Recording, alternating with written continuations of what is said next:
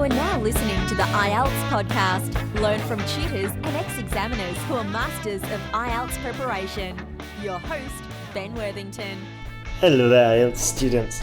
This episode is all about the writing marking criteria. I want to look at this part of the exam because, well, not part of the exam, I want to look at this in particular because if you know what the examiner is looking for when they're marking your work, then you're going to have a better idea on how to score higher. Let's have a look at the 4 components because it's divided into 4 for the writing task, and we'll look at them. I'll give you an explanation and then I'll give you tips on how to improve for that specific section. Just doing this will help you boost your score. The 4 components are the task achievement, that's for task 1, and task response for task 2.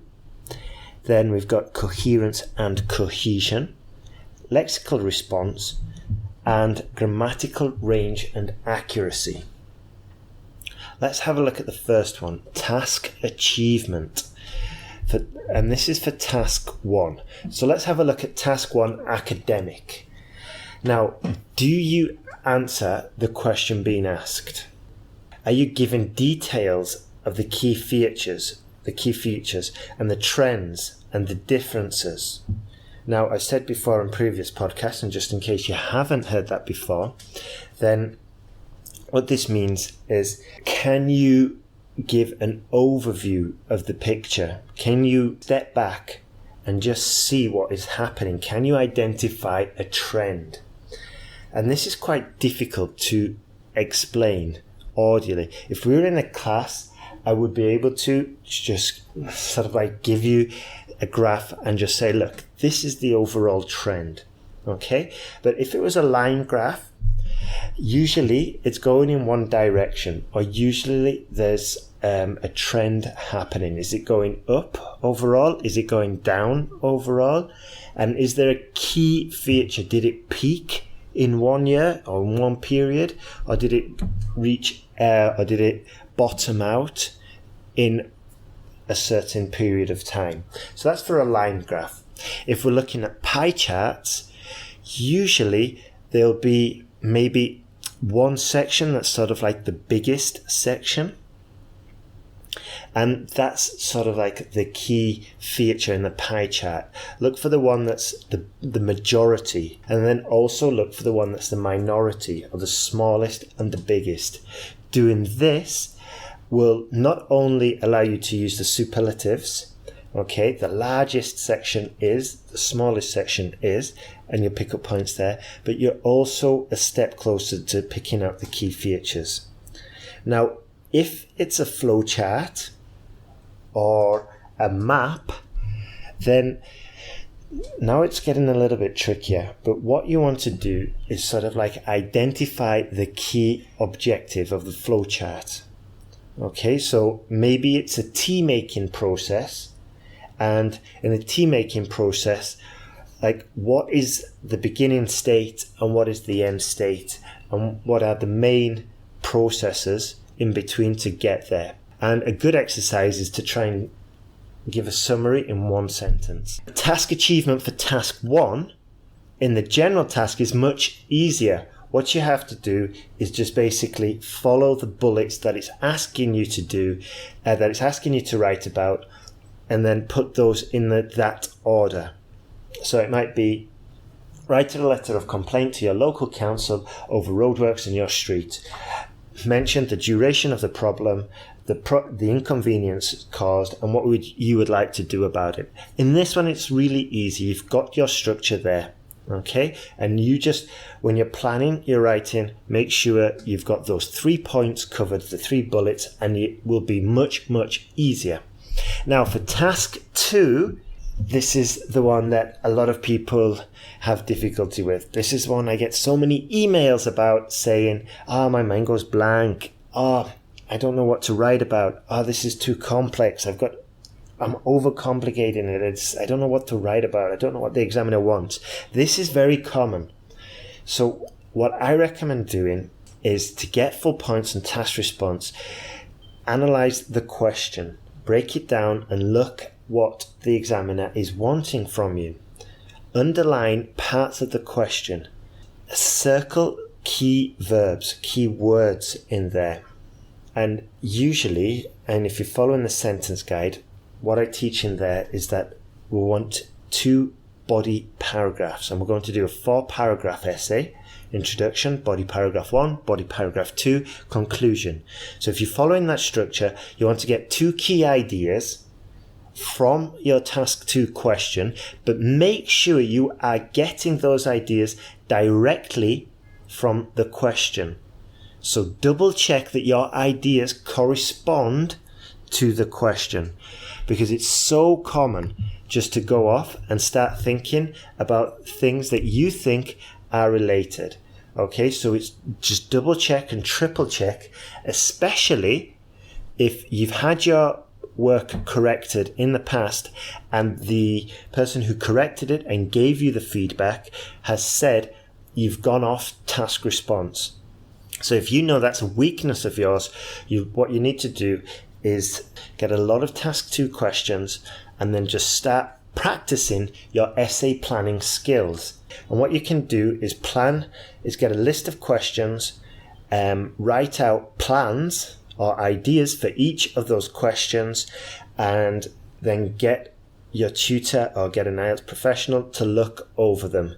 And this is a key module that we do in the sentence guide. And we do this, the student and myself, or the student and one person on my team, the student will send in their ideas, their plans for a list of questions, and we'll look over them and we'll see if you've got the right idea. Okay, because it's fundamental, because if you start off wrong at this part, then it's going to be difficult to score points for the rest. Okay, well, it's going to be difficult to score points for task response. And this is easy. It's not even that much to do with language. I mean, you've got to understand the question, you've got to understand the terminology used in the question, but even then, it's not the most difficult component of this section of the exam. It's not as difficult as getting your grammar perfect or employing a wide range of vocabulary. So it's a really easy part to boost your score. And it's so sad when I see students who've got excellent writing skills but are losing points on this part because, like we said, it's more focusing on the question rather than challenging your language skills. So that's fundamental. Get into the habit and double check and triple check that your ideas and the way that you're going to build your paragraphs and the way that you're going to answer the question, before you even start answering it, before you even start writing your paragraphs, make sure that you're on the right track. Maybe you're like Deborah and you overcomplicate it, and in that case you'll need a system just to getting your ideas focused. Or maybe you can't think of any ideas, in which case there's a module about this where you just basically, I think I've mentioned it before in previous podcasts, but there's a special focused module on this in the sentence guide, and you just build your idea generation skills, and then you can fit them in the framework and it becomes so much easier. Here's just a few other pointers for your task 2. Remember to state your opinion in the introduction. This just gives you guidelines, gives the examiner a clue or guidance as to where you're going to go with the essay, so there's no nasty surprises there. Make sure that you flesh out your opinion in the paragraphs, so make sure that it corresponds to what you said before in your introduction. So for your introduction, don't start writing about, nuclear power in France, and then in the next paragraphs talk about, fracking in the United States or oil production in Saudi Arabia, because it just doesn't correspond. Okay, so coherence and cohesion. This is the second component. And basically, if we're going for a band 7, what you need to be doing is logically organizing your information and the ideas. So this goes back to having a rock solid plan. as we mentioned, in your task response, because not only is it going to help you with your task response, it's also going to help you connect these ideas. Okay? And here's a very valuable tip. It's not the quality of your ideas. It doesn't matter if they're really intelligent and groundbreaking, because you're not getting marked for the quality of your ideas. You're getting marked for the quality of your communication.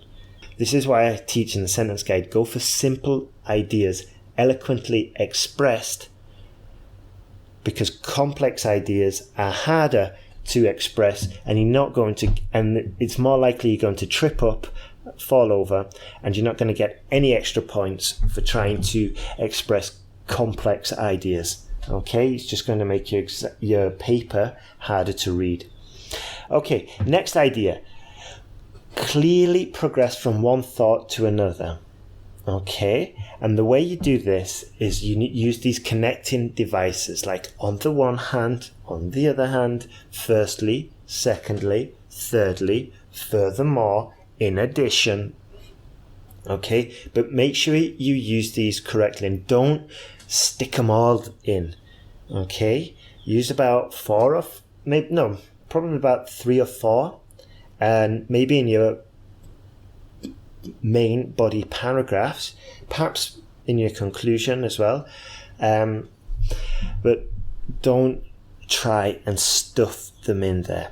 Okay, use them sparingly, use them when they're necessary, and it will sound much more natural. Present a clear idea, and I teach trying to limit it to 1 idea per paragraph, because if you put, and this goes back to simple ideas eloquently expressed, because if you try and put in 3 or 4 different ideas, not only is it difficult to read, it's not coherent, because if you write 1 sentence about Saudi Arabia, then another sentence about France, and then another sentence about new green energy developments in general, it's not logically organized. Whereas if you talk about the dangers of nuclear power, and then you talk about France, and then you give an example, can you see it's all structured and it's all focused? And here's a tip one experienced tutor once told me, and that was go from general to specific. From general to specific. That's a good tip, not just for IELTS essay writing, but for academic writing in general. Some more points just to help you boost your score. Plan before you write. Get a few keywords down there on your paper just to help you organize your thoughts and keep your focus. Once again, go back to the question. Check that your ideas and the paragraph that you're planning is going to correspond to the question. And then once again, use those words furthermore, moreover, firstly, secondly. And also, final one, get your punctuation under control. In English, you can lose the idea of the sentence just because you've placed commas and your semicolons in the wrong place. So make sure that you've got that under control. And I'm pretty certain there's lots of online quizzes, so you don't even need a tutor to help you with this.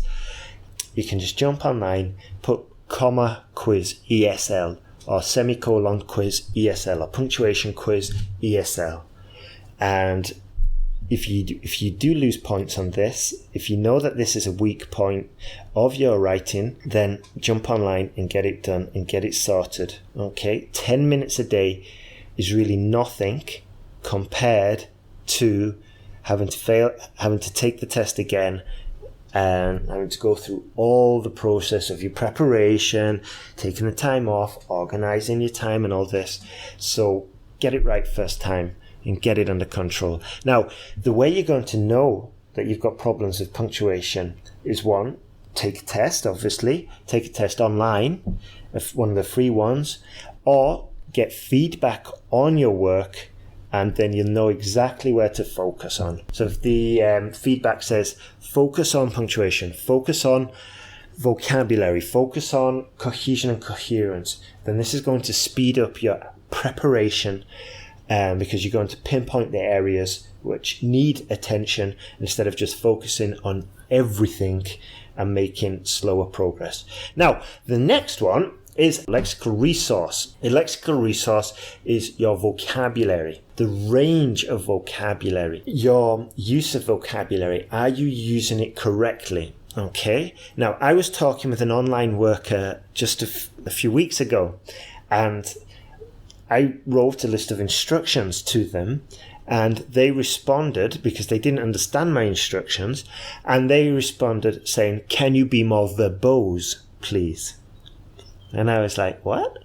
And verbose means using a lot more words than necessary and actually clouding the what you want to say.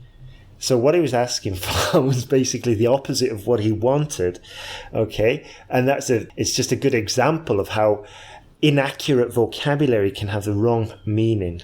If you do want to use extensive vocabulary and you do want to improve your vocabulary, make sure you're getting feedback, because when you're doing the exam, you want to be using vocabulary that you know you are employing correctly. And the way you do this is basically you've written essays before and somebody's either said, "Well done, that's the correct use of that vocabulary," or "No, you've used it incorrectly in this sentence." And the way you can do that is get feedback. So you've got two options. You either play it safe and you use vocabulary that you've always used, but if you've failed the test before, then you may want to start learning more vocabulary and employing it. So the way that you start learning more vocabulary is, this is very quickly because we're going off topic now, but when you're reading, circle vocabulary, but just don't circle the exact vocabulary, circle the whole sentence or the words either side of it, and then write a couple of sentences with that vocabulary and get some feedback on it. And then another way to do it is when you do write your essays, get some feedback, get somebody to look at that. And also, if you do find in your essays that you're using the same words more than once or the same phrases, then that's a red light, because the examiner's seen it once, is giving you points. Then you use it again, the examiner can't give you points. So one way to avoid this is, once you've finished writing, look through your words, look through your essay, and try and identify words that you've used more than once, and then use synonyms to change them so you can extend your vocabulary score. And a very useful tip, in fact, is collocations. Getting a good list of collocations and using them together is an excellent way to do it. In fact, if you sign up for the IELTS podcast mailing list for the newsletter, and you get that massive PDF with about 20 sample Band 9 essays, about 10 or 15 Task 1 descriptions of graphs, pie charts and all that. And there's also a section called IELTS Vocabulary, where it gives you a list of videos and collocations from those videos. So not only are you going to hear that collocation, but you're also going to see it in front of you.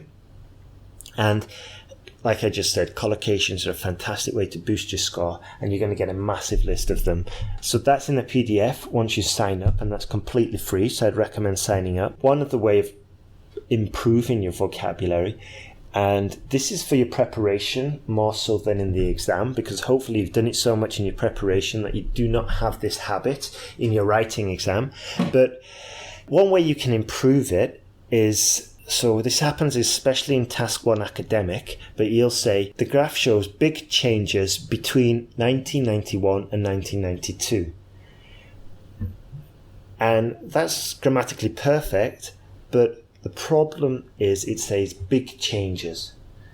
And that's okay, but if we wanted to sound more sophisticated, we could say the graph shows significant changes between 1991 and 1992, or the graph shows an important change between the years 1991 and 1992. So what we do is just basically change the words big, small, bad, good, just basic vocabulary like that, and we try and upgrade it. Going back to collocations, Okay, going back to using vocabulary precisely and accurately, we can say big minute. Yeah, we can say a long minute.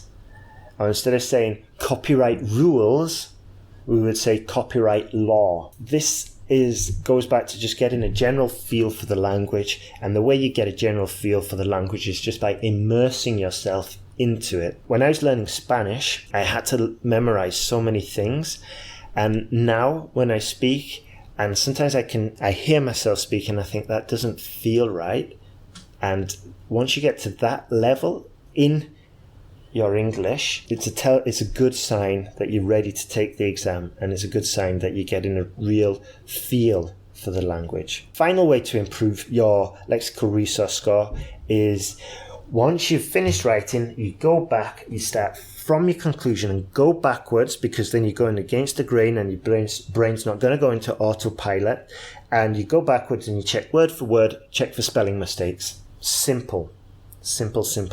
Moving on to grammatical range and accuracy. This is using a variety of complex sentence structures and producing error-free sentences, and having a good control of your grammar and punctuation. Now, if you've got your exam coming up in the next 10 days or the next 15 days, it's going to be quite difficult for you to learn complex grammar rules and complex sentences. What I would recommend is sticking with what you already know and maybe focusing on your vocabulary, because that's quicker to improve, rather than learning whole new grammatical rules and then experimenting with the grammatical rules. Keep it simple and keep it basic.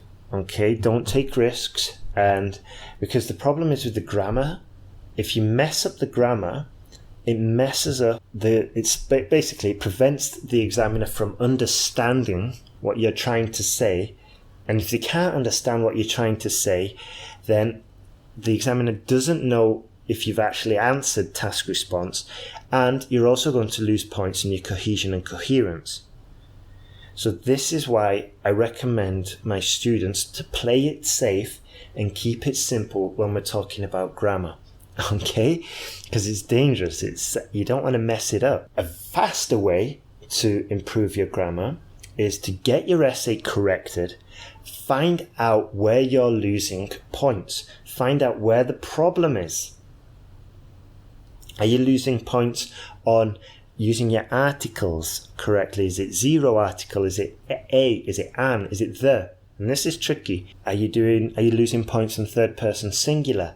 Actually spotting the mistakes and correcting your work, self-correcting it, so the examiner doesn't have to, is a very, very quick way of boosting your score. Now, if you've got more time to prepare for the exam, and this is what the smartest students would say, I'm sorry, but it's true. If you're taking the exam with 3 months to spare, if you're taking the exam in 3 months' time, then you're on the right track, because that's plenty of time to improve. Basically, the longer the preparation, the better. But I know that not everybody has this luxury. So what you want to do is use relative clauses. And the relative clauses are who, that, which, when, and there's a few more. And use these to impress the examiner, because they're quite complex.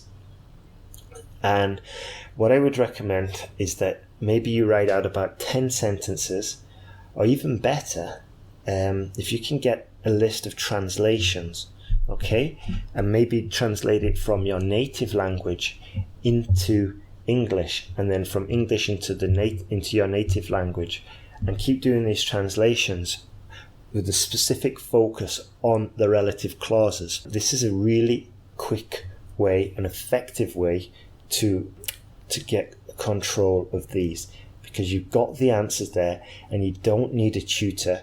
It's just a case of doing translation after translation after translation. We've covered the 4 points. Hopefully you found a lot of value in them. And what we're going to do now, just a summary basically. So get feedback from the essay corrector.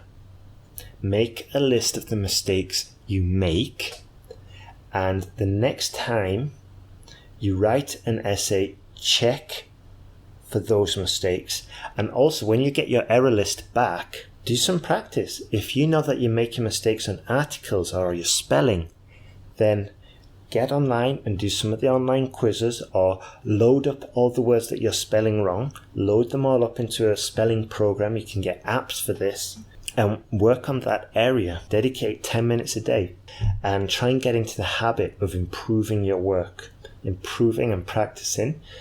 And finally, on the exam day, when you've finished your writing, hopefully all of this will be second nature. So you've planned your essay, you've checked it for the keywords, you've checked it if it's answering the question, you made a rock solid plan, you've followed the plan, you've ignored any of the ideas that might have popped into your head while you're writing, and this is common. Then once you've finished your writing, you checked it for mistakes that you've made in previous essays while you were preparing, and you've gone through and you've just checked everything and you've made the corrections and you've looked for specific mistakes. And if you follow that, then you will find the whole preparation process a lot easier. Okay? So please, please follow those instructions. They do work. I know they work because I've been doing this for a long time. And if you want extra help, then you might want to consider signing up for the newsletter. Lots of goodies in there. There's even more tips, and you get that massive PDF for free.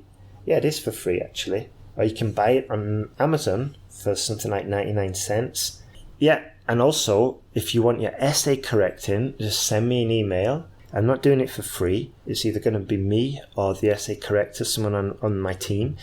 But it's the fastest way to improve, and it's very economical, and it'll basically just set you on the right track. So if you're struggling, and if IELTS is a bit of an obstacle, you know where to come. So all the best, have a good day, and take action. Do something today that's going to get you closer to passing IELTS. All the best.